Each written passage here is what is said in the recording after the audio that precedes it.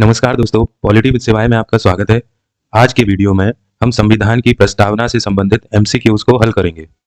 पहला प्रश्न है, प्रस्तावना को संविधान का कुंजी नोट किसने कहा? Option A Alladi Krishnaswami Ayyar, option B K M Munshi, option C A N Palkhivala, option D Ernest Barker. इसका करेक्ट आंसर है ऑप्शन डी, अर्नेस्ट बारकर द्वारा प्रस्तावना को संविधान का कुंजी नोट कहा गया। अल्लादी कृष्णस्वामी अय्यर द्वारा कहा गया कि संविधान की प्रस्तावना हमारे दीर्घकालिक सपनों का विचार है। हमारे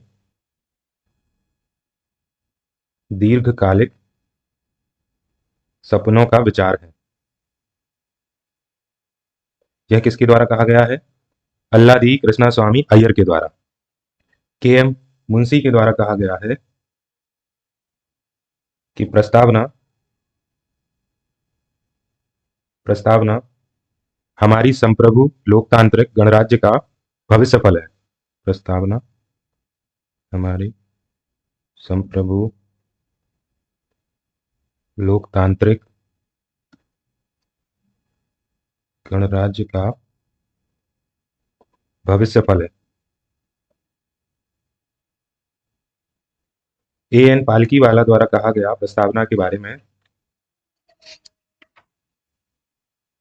इन्होंने प्रस्तावना को संविधान का परिचय पत्र कहा। प्रस्तावना को संविधान का परिचय पत्र किसके द्वारा कहा गया? ए एन पालकीवाला के द्वारा। नेक्स्ट क्वेश्चन है, संविधान की प्रस्तावना में कितने तरह के न्याय की बात की गई है? Option A 3, option B 4, option C 2 और ऑप्शन डी 5। इसका करेक्ट आंसर है ऑप्शन ए, संविधान की प्रस्तावना में 3 तरह के न्याय की बात की गई है। सामाजिक, आर्थिक एवं राजनीतिक न्याय। नेक्स्ट क्वेश्चन है, प्रस्तावना में कितनी स्वतंत्रताओं का उल्लेख है? Option A 5, option B 6, option C 4 और ऑप्शन डी 3। इसका करेक्ट आंसर है ऑप्शन ए, संविधान की प्रस्तावना में 5 तरह की स्वतंत्रताओं का उल्लेख है। कौन कौन सी हैं? विचार अभिव्यक्ति, धर्म, विश्वास एवं उपासना की स्वतंत्रता। ये 5 तरह की स्वतंत्रताओं का उल्लेख संविधान की प्रस्तावना में है। नेक्स्ट क्वेश्चन है, संविधान सभा में उद्देश्य प्रस्ताव कब लाया गया था? ऑप्शन ए 13 दिसंबर 1946, ऑप्शन बी 11 दिसंबर 1946, ऑप्शन सी 9 दिसंबर 1946, ऑप्शन डी 15 अगस्त 1947। इसका करेक्ट आंसर है ऑप्शन ए, 13 दिसंबर 1946 को संविधान सभा में उद्देश्य प्रस्ताव जवाहरलाल नेहरू द्वारा प्रस्तुत किया गया था। 9 दिसंबर को संविधान सभा के अस्थायी अध्यक्ष चुने गए थे। अस्थायी अध्यक्ष जो थे डॉक्टर सच्चिदानंद सिन्हा।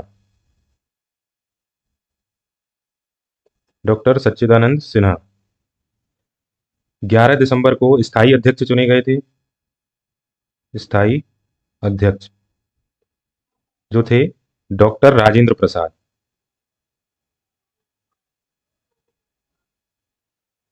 और 15 अगस्त 1947 को देश आजाद हुआ था। नेक्स्ट क्वेश्चन है, किस वाद में सर्वोच्च न्यायालय ने प्रस्तावना को संविधान का भाग नहीं माना है?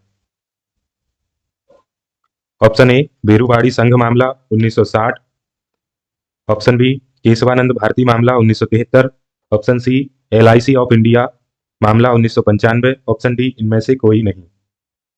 इसका करेक्ट आंसर है ऑप्शन ए, बेरूवाड़ी संघ मामले में सर्वोच्च न्यायालय ने कहा कि जो प्रस्तावना है वह संविधान का भाग नहीं है।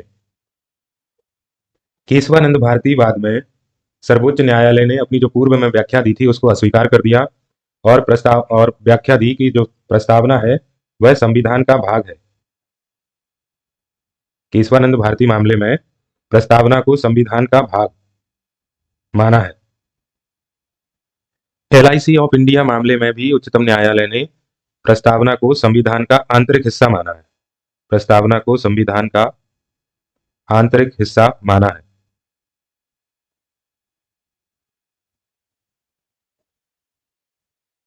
नेक्स्ट क्वेश्चन है,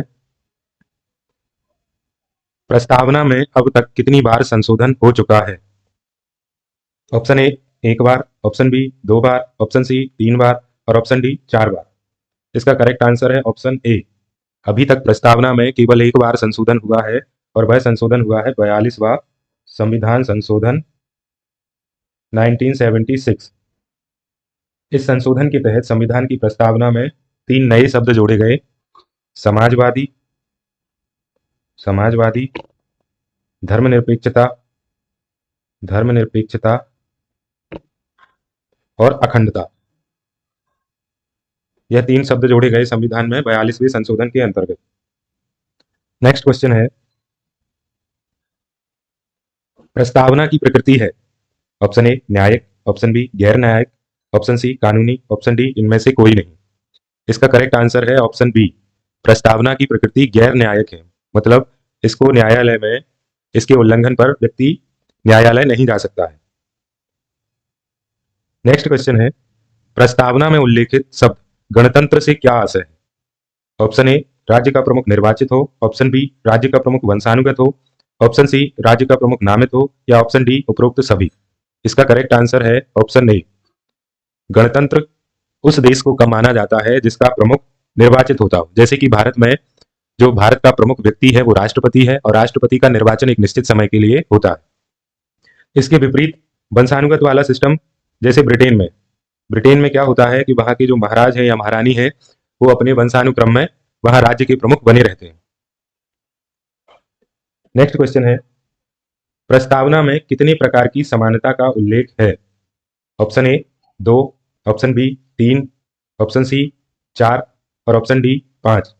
इसका करेक्ट आंसर है ऑप्शन ए। प्रस्तावना में 2 तरह की समानता का उल्लेख है। कौन कौन सी है? प्रतिष्ठा और अवसर की समानता। अवसर की समानता, यह 2 तरह की समानता का उल्लेख प्रस्तावना में है।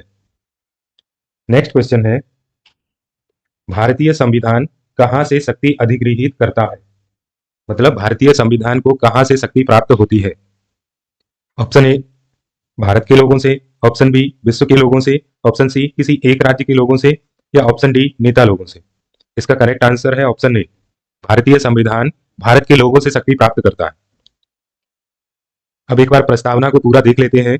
प्रस्तावना में है, हम भारत के लोग, यानी जो संविधान है वो कहां से शक्ति प्राप्त कर रहा है? हम भारत के लोगों से। भारत को संपूर्ण प्रभुत्व संपन्न समाजवादी, धर्मनिरपेक्ष, लोकतंत्रात्मक गणराज्य बनाने के लिए और इसके समस्त नागरिकों को सामाजिक, आर्थिक, राजनीतिक न्याय, विचार, अभिव्यक्ति, विश्वास, धर्म और उपासना की स्वतंत्रता, प्रतिष्ठा और अवसर की समता प्राप्त करने के लिए तथा व्यक्ति की गरिमा और राष्ट्र की एकता तथा अखंडता सुनिश्चित करने वाली बंधुता बढ़ाने के लिए दृढ़ संकल्पित होकर अपनी इस संविधान सभा में आज दिनांक 26 नवंबर 1949 मिति मार्गशीर्ष शुक्ल सप्तमी संवत 2006 विक्रमी को एतद द्वारा अंगीकृत, अधिनियमित एवं आत्मार्पित करते हैं।